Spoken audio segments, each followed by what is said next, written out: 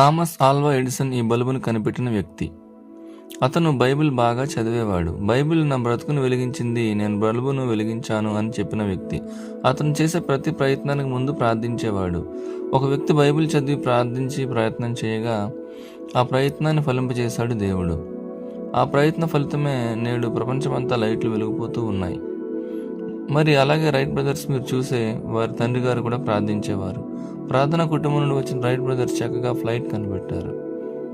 అనేకమైన వస్తువులు ప్రింట్ అవుతూనే ఉన్నాయి. ప్రింటింగ్ ప్రెస్ కనిపెట్టిన వ్యక్తి ప్రార్థనా కుటుంబం నుండి వచ్చిన వ్యక్తి. ప్రార్థించి ప్రయత్నించగా ఫలించిన వ్యక్తి జాన్ గుటెన్బర్గ్.